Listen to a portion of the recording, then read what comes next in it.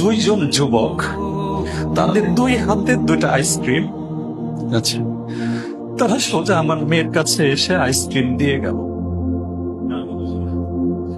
শিশুদেরকে নিয়ে আমরা বাইরে বের হলে, আপনি যদি আপনার ভাগনা ভাগ্নিকে নিয়ে বের হন, আপনি কমনলি জিজ্ঞেস করবেন যে কিছু খাবে তোমরা, ঠিক আছে? তা আমি ওদেরকে বললাম যে আম্মু কিছু কি খেতে চাও? তো ওরা এমনিও লাজুক স্বভাবের এবং মানে এত লোকের সামনে ওরা জোরে কথা বলেও না। তো আমি হাঁটু গেড়ে বসে ওদেরকে জিজ্ঞেস করছি যে আম্মু তোমরা কিছু খেতে চাও? এখানে ফ্রুটস আছে, জুস আছে, বিস্কুট আছে। আমি নিজে থেকেই বলছি, হ্যাঁ সারাদিন তো এগুলো আমরা পেয়েছি। তো ওরা বললো যে আব্বু আইসক্রিম খাবো।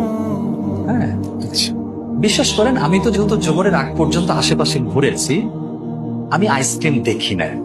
আচ্ছা, হ্যাঁ, তা আমি ওদেরকে বলেছি যে আম্মু আইসক্রিম তো এখানে নাই, তুমি লাবান আছে, তুমি কি লাবান খাবা? তা আমি হাঁটু গাড়া বসাচ্ছিলাম, এবার উঠে আমি খুঁজতেছি যে কোন দিকে লাবান পাবো। হ্যাঁ ঠিক আছে, কোন দিকে লাবান দিচ্ছে কিনা, জাস্ট বড় বড় লরির দিকে তাকিয়েছি যে কেউ লাবান দিচ্ছে কিনা। ওরা আবারও বললো না আব্বু আইসক্রিমই খাবো।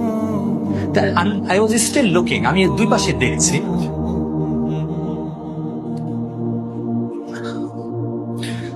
আমি জাস্ট দেখলাম একটা ভিড়ের মধ্যে থেকে দুইজন যুবক, তাদের দুই হাতে দুইটা আইসক্রিম। আচ্ছা, তারা সোজা আমার মেয়ের কাছে এসে আইসক্রিম দিয়ে গেল।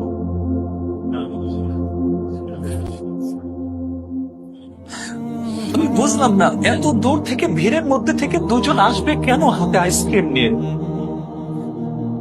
যদি হতো তাদের হাতে ডজন ডজন আইসক্রিম আছে আমি মেনে নিতাম, দে আর অলরেডি ডিস্ট্রিবিউটিং।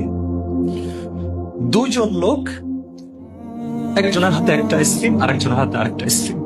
আল্লাহ সুবহানাহু ওয়া তাআলা আপনাদের জন্যই পাঠিয়েছে, বাচ্চাদের জন্যই পাঠিয়েছে বিষয়টা। আমি জানেন আমার জাস্ট মনে হলো তখন, আমার জাস্ট মনে হলো আল্লাহ আমাকে বুঝাই দিলেন শিবলে এটা আরাফার মাঠ। আমার ছোট হাজি চাইছে আইসক্রিম খেতে, তুমি জানো না এখানে দোয়া কবুল হয়। আমার জাস্ট মনে হলো আল্লাহ বুঝাই দিলেন how dare you tell them এখানে আইসক্রিম নাই। আমি তো এটা বলতে পারতাম আচ্ছা আম্মু আল্লাহর কাছে চাও দেখা যাক পাওয়া যায় কিনা। আমি কেন সিদ্ধান্ত দিলাম এখানে আইসক্রিম নাই? তুমি কি লাবান খাবা? Why did I offer them alternative? আমার আসলে বলা উচিত ছিল আম্মু আল্লাহর কাছে চাও দেখি খুঁজে পাওয়া যায় কিনা। আমি এখনো বলতে পারি না যে ওই দূর আমি দেখতে পাচ্ছিলাম, বুঝলেন, প্রায় 30-40 হাত বা 20-25-30, আমি জানি না এক্স্যাক্টলি। ভিড়ের মধ্যে থেকে দুজন আমাদের দিকে আসছে। They even did not talk to us. Ice cream দুজনকে দিয়ে দিল। সম্ভবত আমি যদি ভুল না বলে থাকি মাথায় একটু, মানে ছোট বাচ্চাদের মাথায় একটু আদর করে চলে গেল। এবং এখানেও বলে রাখি যেদিক থেকে আসছেন তারা ওদিকে যান নাই, ফরওয়ার্ড সামনের দিকে চলে গেছেন। এখন অনেকে বলবে ভাই আরে এগুলো হয়ে যায়, ওনারা দিচ্ছিলেনই, আপনারা ওই মুহূর্তে পেয়ে গেছেন। But I don't believe that.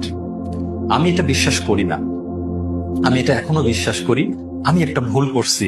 আমার মেয়েকে বলছি এখানে আইসক্রিম নাই, তোমরা লাবান খাও। কিন্তু আল্লাহ তাদের দোয়া কবুল করছেন, তাদেরকে দিতেছেন। এবং আমি এখনো এই ঘটনাটা আমার পরিবারকে এবং বিশেষ করে 2 মেয়েকে আমি নার্চার করি। আম্মু don't forget this, Allah is with us.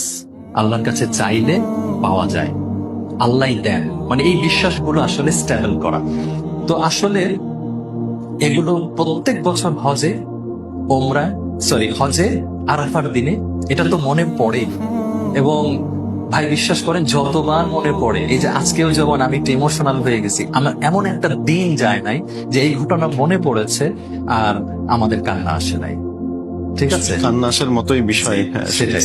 তো এটা এখন অনেকে বলবে কামান শিবলি ভাই সামান্য একটা আইসক্রিম নিয়ে আপনারা এত ইমোশনাল হয়ে যাচ্ছেন। No, it's not ice cream only, this is the response of আল্লাহ সুবহানাহু ওয়া তাআলা।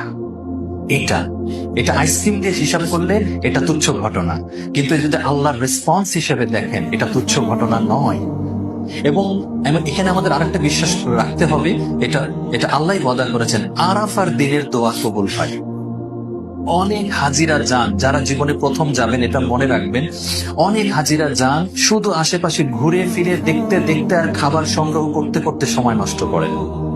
কিন্তু এটা যে দোয়া কবুলের একটা দিন, এটাই যে আপনি আগামী আপনার মানে অনন্ত ভবিষ্যৎ বংশধরদের জন্যও যে দোয়া করে যাওয়ার একটা সুযোগ, আপনার ভবিষ্যৎ, আপনার অনাগত ভবিষ্যৎ সবকিছু নিয়ে দোয়া করে যেতে হবে, একটা অপরচুনিটি ছাড়া যাবে না।